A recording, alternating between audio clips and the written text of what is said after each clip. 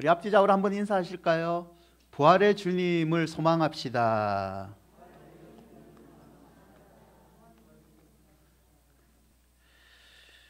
우리가 저번부터 이렇게 했는데요.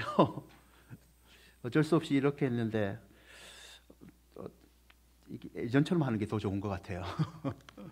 지금 코로나 때문에 어쩔 수 없는 상황이지만, 여러분, 제가 몇 년 전에 그 신문 기사에서 참 멋지다고 생각한 한 어르신의 기사를 읽은 적이 있습니다. 이 어르신은요, 할머니인데요, 운전 필기 시험을 950번 만에 합격하신 할머니의 기사가 난 적이 있습니다. 여러분은 운전면허를 가지고 계시나요? 몇 번 만에 붙으셨나요? 저는 3번 만에 붙었습니다. 학원 등록하지 않고 하다가 그렇게 됐는데, 69세의 이 차 할머니는요, 2005년 4월 13일 날 첫 필기시험을 봅니다. 그리고 줄기차게 떨어지세요. 950번째 도전에서 이종 보통 필기시험 커트라인인 60점을 합격하는 기쁨을 맛봅니다. 이분은 시장에서 야채를 파시는 분이에요. 그러다 보니까 생업을 위해서 운전을 꼭 해야 될 필요가 있었습니다. 한갑이 넘는 나이에 도전을 하셨습니다. 그리고 950번 만에 필기시험에 합격을 하셨어요. 대단하시죠? 여러분, 매년 연초가 되면 우리는 여러 가지 계획을 세웁니다. 올해는 다이어트를 하자, 올해는 사업을 이렇게 하자, 올해는 몇 시에 일어나자, 올해는 취업을 위해서 이런 공부를 하자 등 여러 가지 결심을 합니다. 올해는 내가 예배에 꼭 참석해야겠다 등등 믿음의 결심을 또한 하게 되죠. 그런데 여러분이 연초에 세웠던 그 계획들이 어떻게 한 달이 남은 이 시점에서 다 달성하고 계십니까? 그 계획대로 가고 계시나요?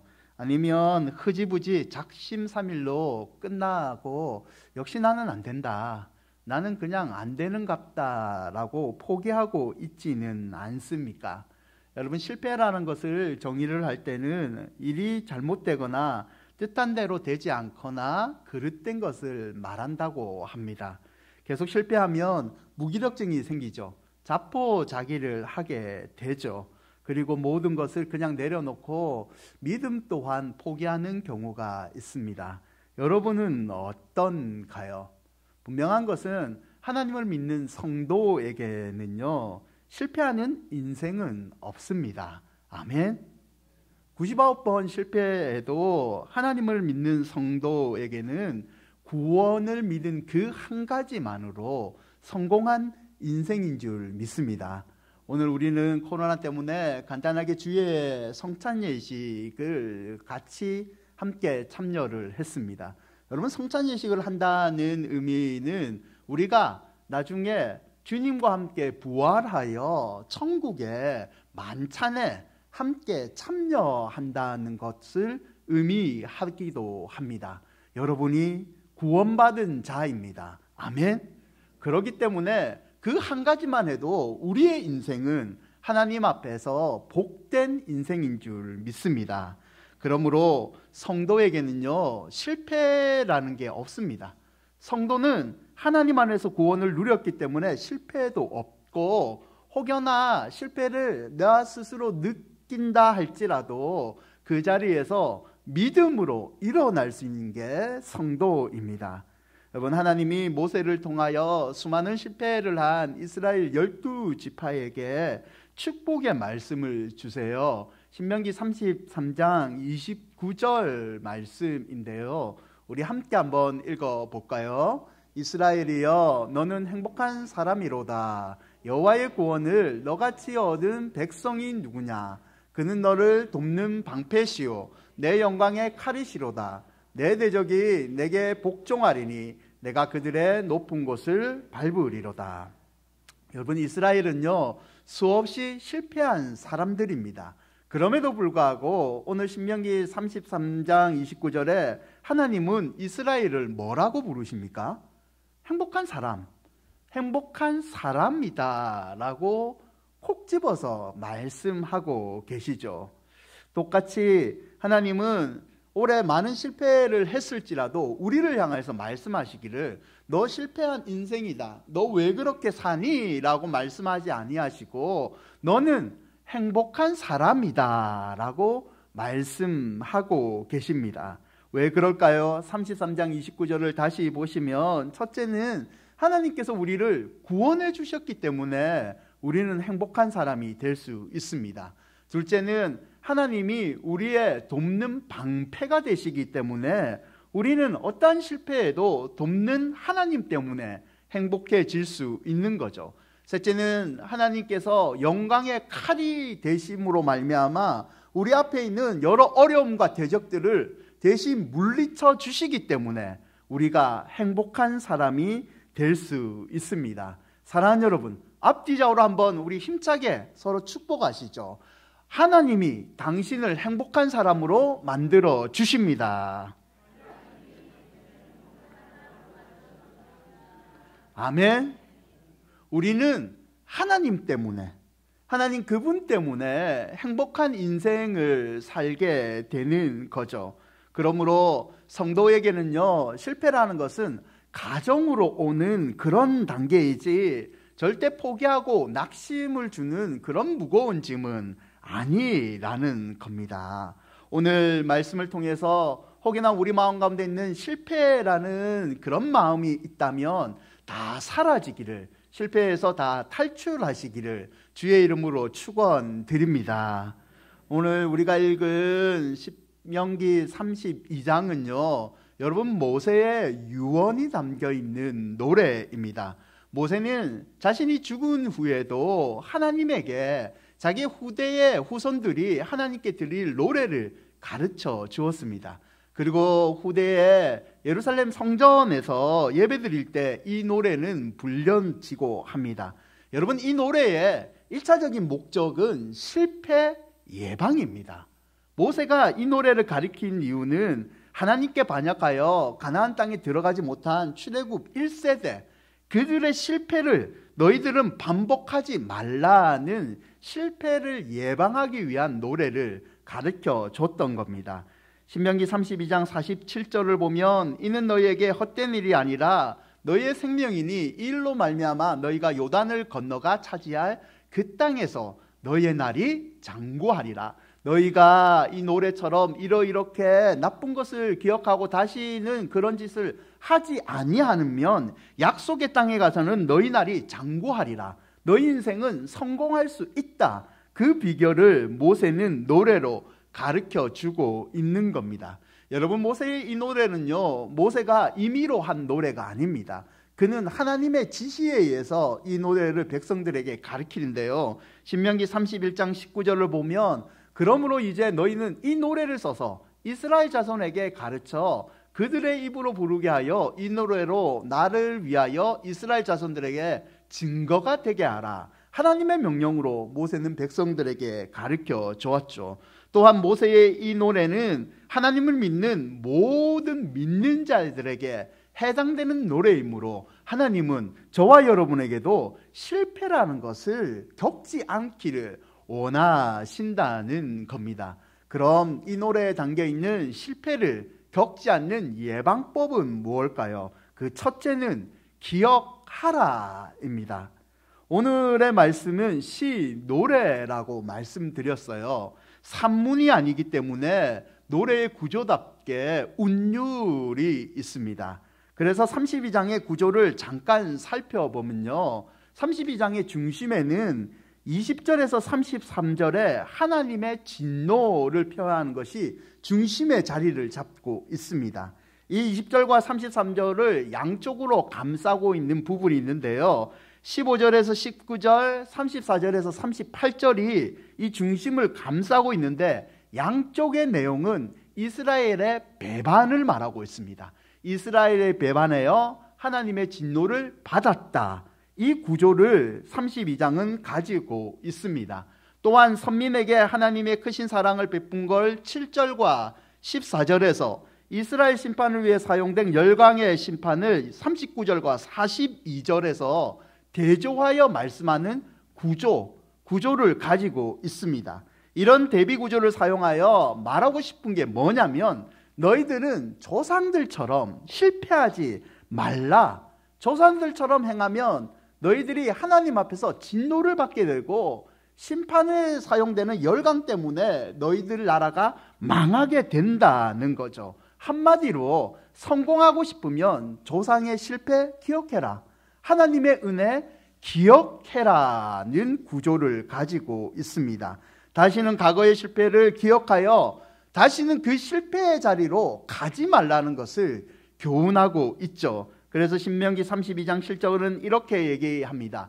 옛날을 기억하라, 역대의 연대를 생각하라, 내 아버지에게 물으라, 그가 내게 설명할 것이요 내 어른들에게 물으라, 그들이 내게 말하리로다. 여러분 32장에서는요 이 기억하라는 제코르라는 단어가 16번 사용됩니다. 마음 아프지만 네 아버지가, 네 조상이 왜 하나님 앞에 약속의 땅을 누리지 못했는지 그 배반의 역사를 너희들은 기억하고 그들처럼 항해하지 말라. 그래야지 참된 복을 너희들은 누릴 수 있다고 반복해서 얘기를 하고 있습니다. 여러분 몇 주에 걸쳐서 잠깐 얘기했듯이 이스라엘의 역사는요 배반의 역사예요. 이스라엘의 출애굽 역사는 원망의 역사입니다. 그들이 노예상에서 자유를 주신 하나님의 은혜를 맛보지만 홍해에 다다르자 하나님을 원망했잖아요. 홍해 앞에서 하나님을 전적으로 신뢰하는 믿음의 실패를 경험합니다. 홍해를 건너고 술루 강야를 3일 동안 가서 물이 없음을 하나님께 또 원망했고요. 물이 발견했는데 쓴물이라고 하나님께 원망을 또 하는 그런 실패의 역사였습니다. 신강야에 이르러서 먹을 것이 없다고 하나님께 원망하고 만나를 주니까 왜 만나만 주냐고 하나님께 원망하고 울고 보셨던 게 이스라엘의 역사입니다. 이들의 결정적인 실패는 가데스 바냐에서 이루어지는데요. 가나안의 약속의 땅을 눈앞에 두고 12명의 정탐꾼을 보냈죠. 그런데 10명이 이야기하기를 우리는 메뚜기에 불과하다 라고 하면서 모세에게 반역을 주도합니다. 백성들을 선동하여 통곡하고 모세와 아론을 원망하고 다른 지도자를 세우고 애굽으로 돌아가자라는 그런 반역을 일으켰죠. 결국 그 원망의 대가로 38년 동안 광야를 방황하는 벌을 받게 된 겁니다. 실패한 거죠. 모세는 이 아픈 자신들의 출애굽의 역사를 끄집어내면서 출애굽한 이스라엘이 실패한 이유는 하나님의 은혜를 기억하지 못하기 때문이다. 피눈물 나지만 그것을 우리 마음속에 기억하자. 그래야지 우리는 하나님 앞에서 복된 인생이 될 수 있다라고 얘기하고 있는 겁니다. 여러분 신명기 32장 9절과 12절을 보시면 하나님을 이렇게 표현하고 있습니다. 여호와의 분깃은 자기 백성이라 야곱은 그가 택하신 기업이로다. 여호와께서 그를 항무지에서 짐승이 부르짖는 광야에서 만나시고 호위하시며 보호하시며 자기의 눈동자 같이 지키셨도다. 마치 독수리가 자기의 보금자리를 어지럽게 하며 자기의 새끼 위에 너풀거리며 그의 날개를 펴서 새끼를 받으며 그의 날개 위에 그것을 엎는 것 같이 여호와께서 홀로 그를 인도하셨고 그와 함께한 다른 신이 없었도다. 보호하시는 하나님, 인도하시는 하나님이 그들의 하나님이었는데 모세는 이 보호하시고 인도하시는 하나님을 우리가 기억하지 못하여 너희의 조상들은 실패했다라고 교훈하고 있는 거죠. 사랑하는 여러분, 올해 우리를 인도하신 하나님의 은혜를 기억하고 계십니까? 여러 가지 힘든 상황 속에서 우리를 인도하신 하나님의 은혜가 지금 이 예배 시간에 기억나고 계십니까? 하나님의 은혜를 날마다 기억하는 자에게는요 믿음의 실패가 없습니다. 아니 우리 다른 것은 실패할지라도 믿음만은 실패하지 않기를 바랍니다. 은혜가 너무 고마워서 하나님을 원망하지 않는 것, 그거 한 가지만 가지고 있어도 저와 여러분은 올해 2021년 하나님 앞에서 성공한 자인 줄 믿습니다. 모든 것이 은혜, 한없는 은혜, 내 삶에 당연한 건 하나도 없다는 것, 모든 것이 은혜라고 고백하는 그 믿음 하나만 있으면 저와 여러분은 성공한 하나님 앞에서의 인생인 줄 믿습니다. 그러므로 우리를 매 순간 인도하신 하나님의 은혜를 기억합시다. 그 은혜가 실패의 인생에서 저와 여러분을 탈출시켜 주실 줄 믿습니다. 두 번째 실패 예방 방법은요, 실패는 독이 아니라 약이다는 겁니다. 신명기 32장 2절과 3절 말씀인데요, 우리 함께 한번 읽어볼까요? 내 교훈은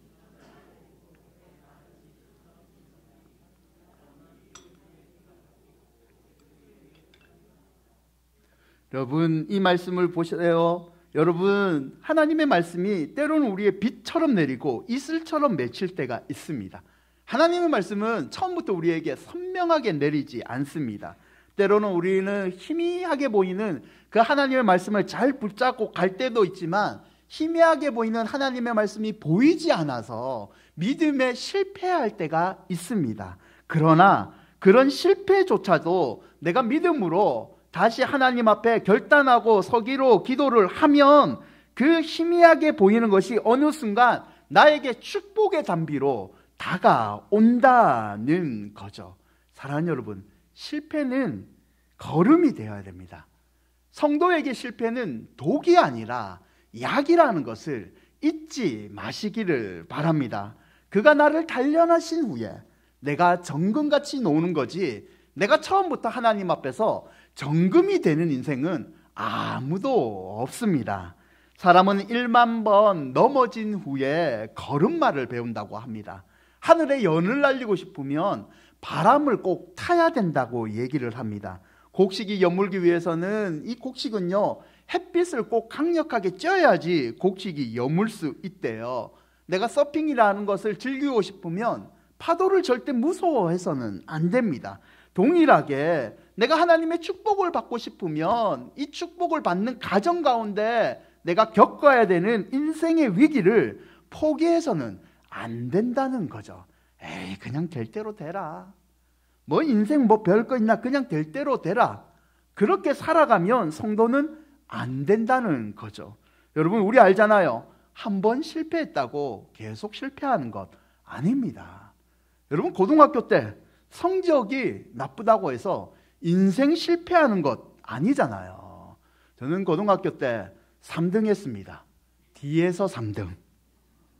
그런 인생 살았는데 어느 날 은혜 받고 정신 차리니까 나름대로 하나님 앞에서 성공한 인생을 이 앞에 목사는 살고 있지 않습니까? 여러분, 공부 못한다고 운동 못하는 것 아니고요, 공부 못한다고 기술도 다 못하는 것 아닙니다. 실패라는 것은 성공하지 못하는 방법 하나를 더 터득하는 거죠. 성도는 이런 믿음의 자세가 있어야 됩니다. 세계적인 농구 스타로 인정받은 사람 중에 마이클 조던이라는 사람이 있습니다. 이 마이클 조던이 재밌는 말을 후대 자기의 운동을 따라가는 후배들에게 남겼는데요, 이런 말이 있습니다. 나는 농구를 시작한 이후로 9,000회 이상 수술을 놓쳤고 500개 가까운 패배를 기록했다.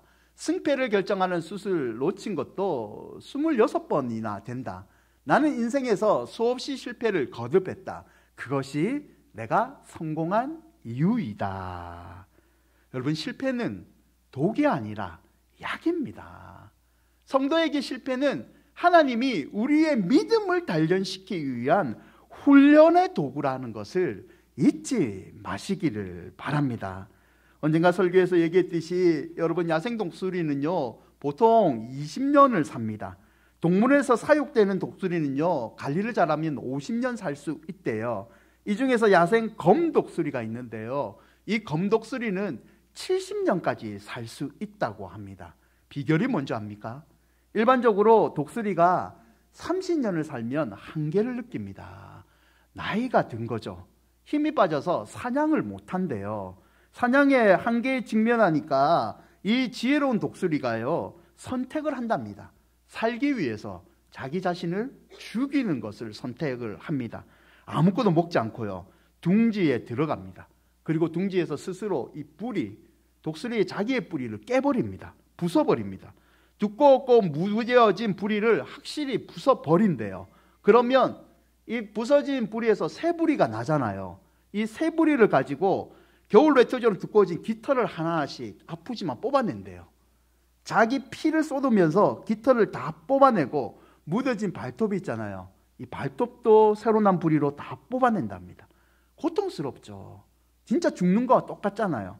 새 깃털과 새 발톱이 생기면요, 이제는 독수리는 다시 사냥할 수 있는 그런 몸이 된다는 거죠. 여러분, 이 교훈을 우리는 어떻게 생각할 수 있습니까?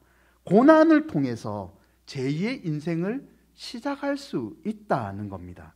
성경에도 비슷한 말씀이 있는데요. 이사야 40장 30절과 31절 보시죠. 우리 함께 읽을까요? 소년이라도 피곤하며 곤비하며 장정이라도 넘어지며 쓰러지되 오직 여호와를 앙망하는 자는 새 힘을 얻으리니 독수리가 날개치며 올라감 같을 것이요 다른 박질하여도 곤비하지 아니하겠고 걸어가도 피곤하지 아니하리로다. 아멘. 여러분이 독수리 날개친 것 같이 올라가는 인생을 사시기를 바랍니다. 여러분, 다른 박질하여도 곤비지 않고 걸어가도 피곤치 않는 그런 복된 인생이 되기를 바랍니다. 여러분, 기억하십시오. 이런 새 힘을 가지려면 고난이라는 것을 받아들여야 됩니다. 고난 후에 이런 새 힘이 온다는 것을 잊지 마시기를 바랍니다.